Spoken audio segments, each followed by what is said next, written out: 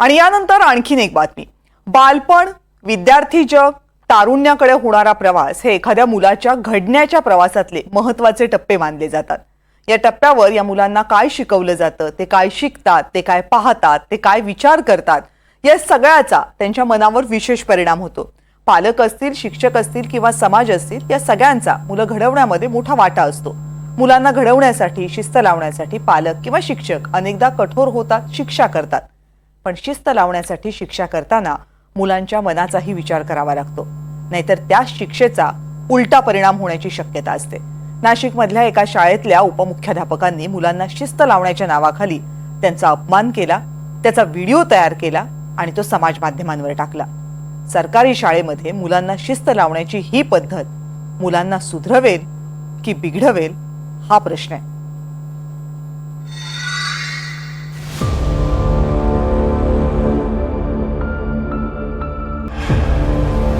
एक चाकू, 2 कंडोमची पाकिटं, 2 तंबाखूच्या पुड्या, 2 लायटर, 2 पत्त्यांचे कॅट, 3 टोकदार पंच, 4 साखळ्या, डझनभर हातातले कडे आणि ढीगभर पोकेमॉनचे कार्ड।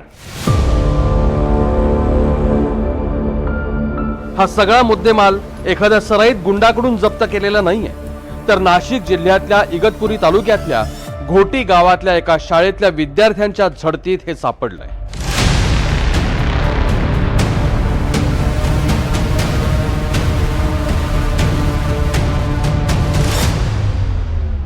त्याचं झालं असं की घोटीतल्या जनता विद्यालयामध्ये टार्गेट पोरांविरोधात तक्रारी वाढू लागल्या।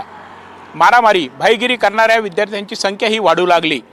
एवढंच काय तर चित्रविचित्र हेअरस्टाईल करून दहशत माजवण्याचे प्रकारही दिसू लागले। एकंदरीतच या सर्व प्रकारामुळे मास्तर भडकले आणि त्यांनी या विद्यार्थ्यांना धडा शिकवण्याचा निर्णय घेतला। टार्गेट पोरांची एक यादीच तयार केली आणि पहिला घाव घातला तो म्हणजे त्यांच्या हेअरस्टाईलवर। इथपर्यंत सगळं ठीक होतं, पण पोरांना धडा शिकवण्यासाठी मास्तरांनी जी पद्धत अवलंबली ना ती अत्यंत आक्षेपार्ह होती। शाळेचे मुख्याध्यापक विवेक पवार यांनी केस वाढवलेल्या मुलांना शाळेच्या मंचावर एका रांगेत बसवलं। समोर 3 खुर्च्या मांडल्या, 2 सलूनवाले बोलवले आणि एकेका विद्यार्थ्याला बौद्धिक पाजत गुरुजी त्यांचे केस भादरत होते। सोबत सुरू होतं व्हिडिओ शूटिंग।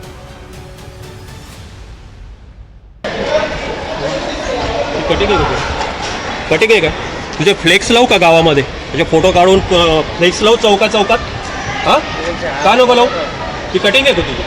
सांग बरं, ही कटिंग आहे का? बघ इकडे बघा सर, याची कटिंग बघा, ही कटिंग आहे का तुझी? मग इकडे शिक्षण संस्थेमध्ये तुम्ही शिकतात आणि संस्थेचं नाव लौकिक आहे आपला महाराष्ट्रभर। 100 वर्षाची परंपरा आहे आपल्या संस्थेला। एक नामवंत विद्यार्थी ऑफिसर आपल्या विद्यालयात घडून गेलेले आहेत, त्यांनी असं कधी केलं नाही। अभ्यासावर लक्ष केंद्रित करायचं एक चांगला उपक्रम आपण त्या ठिकाणी राबवलेला आहे।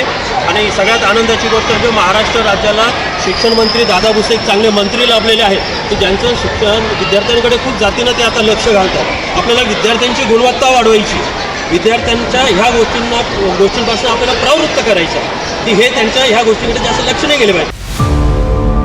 प्रश्न असा आहे की विद्यार्थ्यांना शिक्षा द्यायचीच होती तर त्याचा बाजार मांडण्याची गरज काय?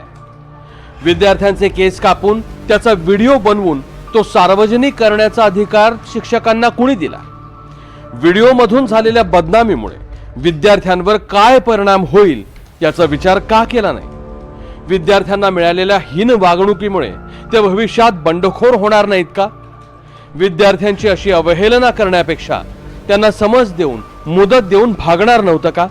मला असं वाटतं की शिक्षकांनी त्यांना समजून सांगितलं आणि ते सांगणं योग्यच आहे, समजून सांगणं, परंतु थोडासा जो व्हिडिओ काढला आणि तो सोशल मीडियामध्ये किंवा बाहेर जो व्हायरल होतोय याचे थोडासा निगेटिव्ह परिणाम पण होऊ शकतो। तर याबद्दल थोडंसं मला असं वाटतं काळजी घेणं गरजेचं आहे, कारण आपल्याला माहिती आहे प्रत्येक व्यक्ती किंवा लहान मूल हे वेगळं असतं। मुलं याला कधी पॉझिटिव्हली घेतात, काही मुलं निगेटिव्हली घेतात की माझा जर व्हिडिओ सोशल मीडियामध्ये लोकांपर्यंत पोहोचला आहे आणि त्याच्यामध्ये मला अशा पद्धतीने काहीतरी बोलताय किंवा मला अशा पद्धतीने रागवताय, तर कधी कधी त्याच्यामुळे त्यांचा कॉन्फिडन्सही कमी होऊ शकतो आणि त्याच्यातून एक निगेटिव्हिटी वाढू शकते। आपण मुलांवर विश्वास टाकायला कमी पडतो म्हणून अशा गोष्टी होतात.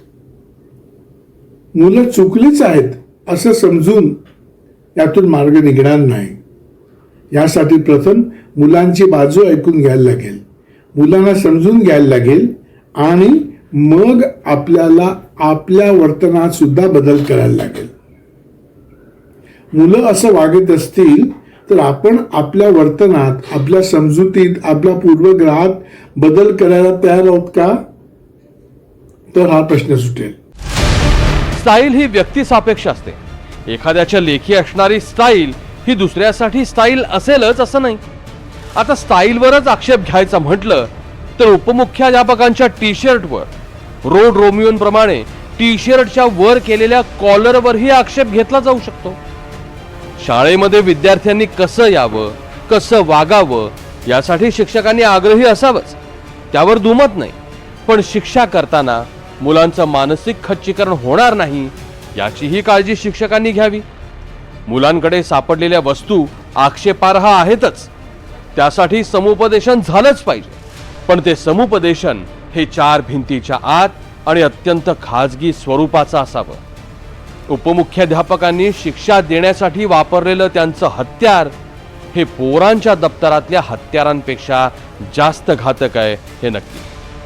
प्रांजल कुलकर्णी, NDTV मराठी, घोटी, नाशिक.